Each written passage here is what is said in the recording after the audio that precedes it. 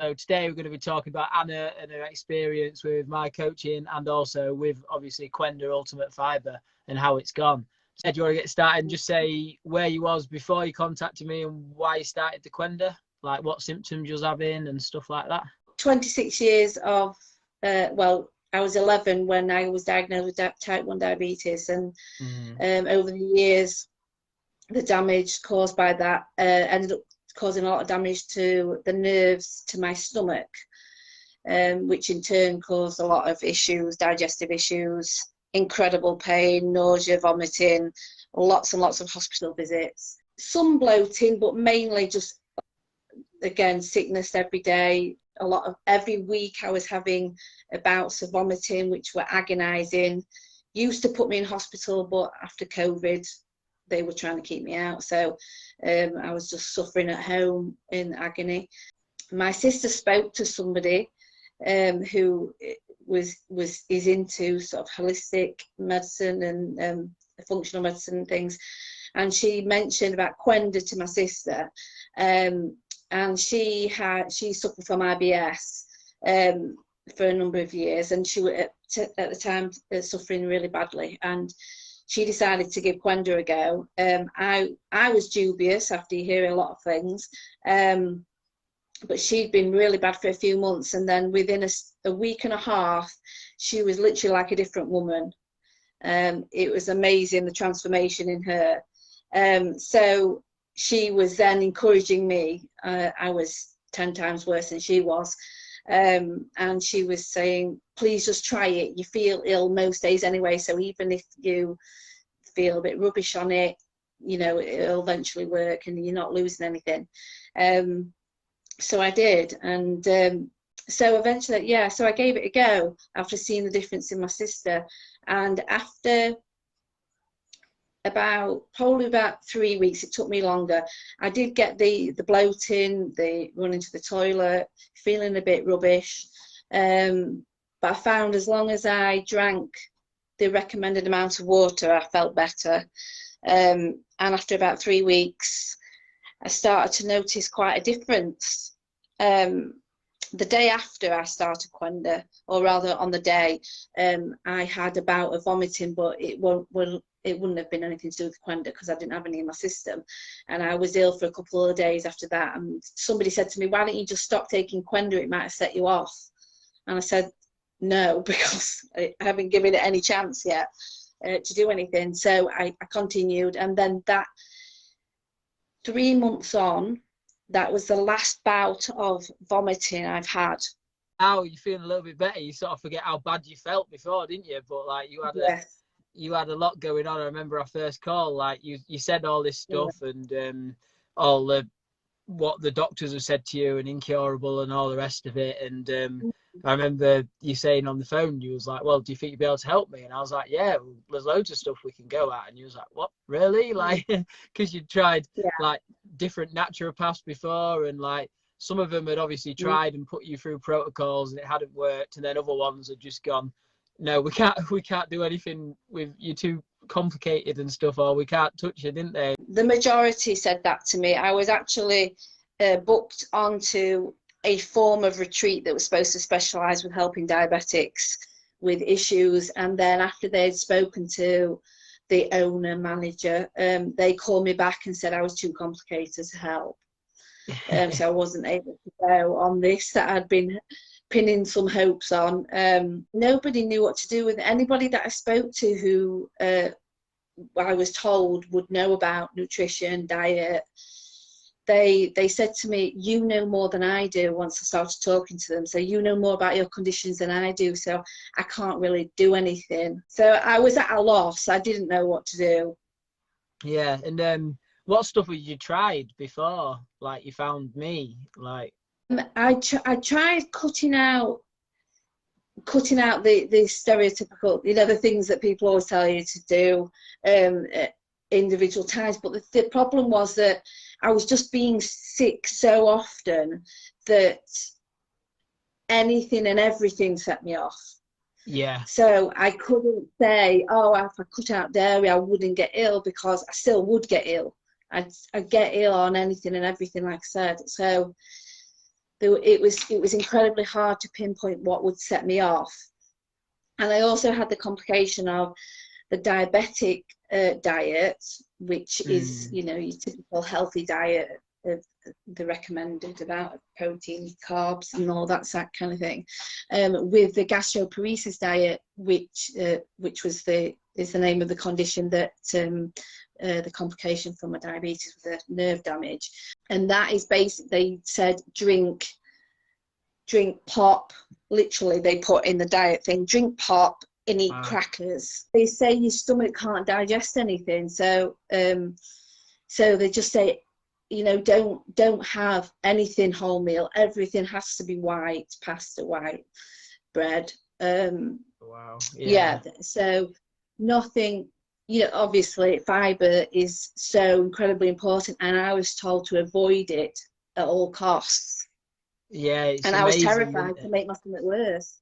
Yeah, it's amazing. And when the doctors say it, you feel like you sort of need to do it, and you feel like that's sort of your safety net. But just from what you said, like pop, obviously it's full of sugars, like everyone, well, yeah, lowers your immune system, like just feeds the bad bacteria in your gut. And then like obviously pop's gassy as well. So like, why wouldn't they just tell you to drink sugary drinks rather than just pop? And then obviously with the white pasta and that, it's all gluten. And as we spoke about in the coaching and stuff, like all the non-organic forms of wheat, they've always been sprayed with glyphosates and stuff. So they actually create leaky gut and damage the intestinal lining and end up creating more problems. And of course, they feed the bad bacteria as well, which would aid to the bloating. So it's funny because that's well, obviously they didn't say about pop, but they said about white breads, crackers and all stuff like that, and no fibre. They said exactly the same diet to me about ulcerative colitis and Crohn's disease. And it's funny, isn't it? They sort of have you barking up the wrong tree, which is interesting. Yes. I know one of the big things that it is scary, isn't it? And that's why I'm grateful for you doing this video. I think one of the main things we first started off with was talking about your meal times and like not eating and drinking at the same time, wasn't it? And how when you're drinking after meals for like an hour and a half after meals, you're supposed to stop drinking, and that gives your stomach enough time to process it and digest it. Like if you actually add in fluids after you've had a meal, you're watering down them digestive enzymes, and then it has to compensate with stomach acid, and then you get all stuff like acid reflux and that. And I remember when I told you that, you said no one's ever told me that before. I've been around the houses with naturopaths and everything, and nobody has said that. And the fact that with diabetes, obviously it's inflammation of the pancreas area, and that's obviously where you're making your digestive enzymes to break down the food in your stomach. So if you've got inflamed pancreas and damaged pancreas, you're not gonna have the digestive enzymes that the average bear is gonna have. So that was two things that I think we spoke about in coaching that you'd never heard before. Well, that's it, because you expect specialists in your conditions to know these things, but either they don't, or they just don't share it with you and leave you guessing, unless I'm lucky as I was to find somebody like you who'd been through it and learnt yourself, and was able to give me the right advice and information. But it takes a lot of searching and hard work. When you don't when you feel rubbish every day, you don't feel like you want to, researching yourself and trying to find people who might know or be able to help you. You don't feel like doing anything. So even though we had totally different diagnoses and labels, a lot of our symptoms and what had been going on had like crossed over with like the slow digestion and lack of enzymes and SIBO, like with the bloating and stuff. So I was happy I was able to help you. So what about when you was taking the Qenda then? Because it wasn't like, I remember, I think it was after about 11 days, you said it was the first time I felt well in however many years. And then obviously it got a bit worse again. And do you want to say about like how it was in the middle when you was cleansing? Yeah, well, this is where speaking to you came in handy when I was on my Qenda, because you start to feel a bit better, and you then you're pinning all your hopes on everything's gone away and you think you're all right, and then you get little niggles back again. I wasn't really ill, I just didn't feel great. I felt an underlying sickness. I just felt a bit rubbish, and I thought, oh no, is it start flaring up again? Is it not? Is it just not working with me? Am I too complicated? Is it not going to do anything for me now? But I spoke to you, and you told me to look back at how I was before I started, and like I say, even though I didn't feel great, I still felt a lot better than I used to. And you just told me just about looking at different areas again, and I mean, you spoke to me about a lot of things. You know a lot of stuff, I'll give you that. I find drinking more water now has done wonders. That's really done amazing things. So it was like a dip of just, the sickness and feeling rubbish came back, and that lasted for about a week, and then it all started to get better again. I was taking the things you were recommending: vitamin D3, vitamin C, magnesium, these things that I think I definitely needed, but I wasn't informed about. I was taking all these, and these all started to finally kick in, I think. Yeah, and I think the good thing about the coaching, I remember it was like you're saying, just not being too hard on yourself and realizing how far you'd come, and we all do it as humans as well. You sort of feel like, well, I've been doing the right things for 6 weeks now. I should be fine. Like I feel like I've been doing everything right, and everything's not perfect. And we all do it because we live in a world where we just get like Amazon Prime, stuff gets delivered straight away, and we're used to that. And we're used to medications that just block symptoms from the body. And I remember, we had to just go over that and just mention that, it does take a bit of time, and we're like trying to reverse like these chronic irreversible conditions, and it does take a bit of time. And I think that's where it really helps, with the coaching and stuff, just the reassurance, just so you don't give up on it, because it is a mental game, healing yourself as well. And obviously it's just knowing you're on the right track, because like you said, you can sometimes have a day where you feel a bit worse, and it always tied in with something that you had done, where you'd let maybe your diet slip a little bit, and it was fine. So then you continue to let your diet slip, and then a symptom will come up, and you'd feel rubbish, and sort of understanding that when them symptoms come up, it's not your body punishing you, it's your body just trying to get you back in line with your best self, isn't it, really? And it was. I remember saying to you that I used to say that I hated my body, and then I thought that it's just.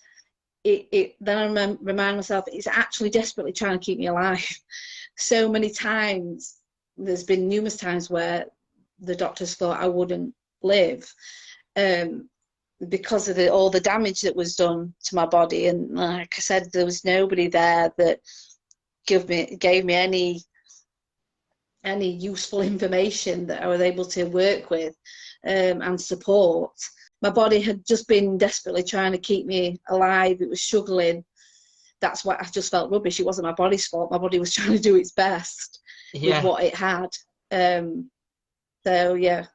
was a case when you realize how precious your body is, it makes you want to take care of it.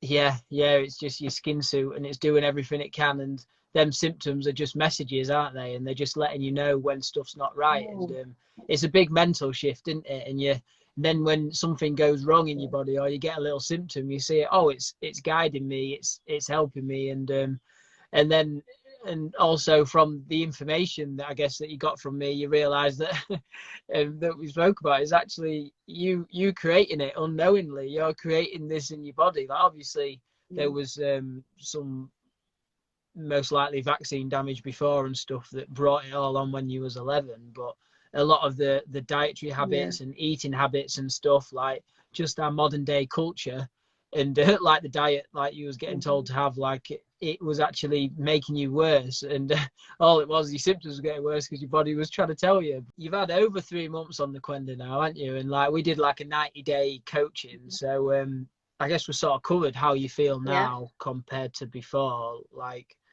who would you recommend? Like specifically, who would you recommend like Qenda and my coaching to?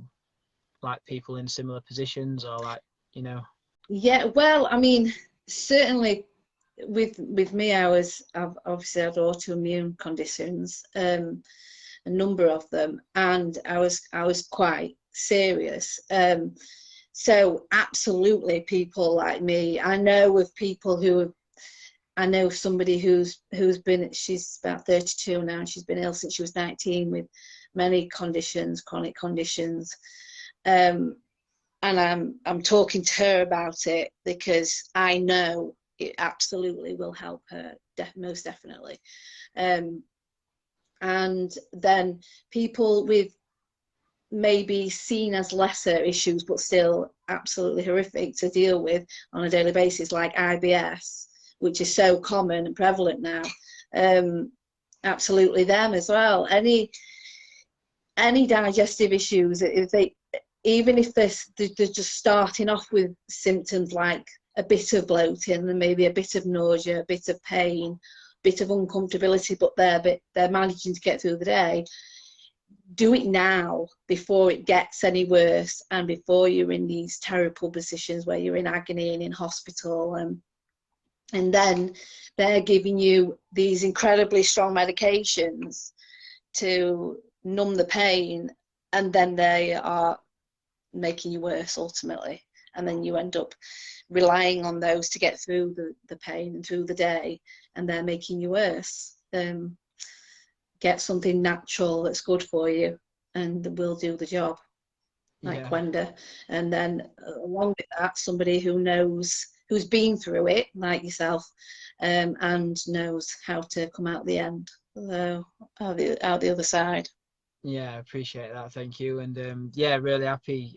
Really appreciate you sharing your story as well, because yeah, what a journey, eh? Like obviously it's always ongoing, the healing journey and listening to your body, but yeah, you know how to listen to it now, and you know what's good for you and what's not good for you, and I think that's the main thing, isn't there? Because there's so much stuff, so much like a lot of the stuff that you thought you was doing that was going to be healthy, it was actually the opposite, wasn't it? We had to yeah, and there was a load of stuff that we went through, but like getting your protein levels up for helping your body heal. And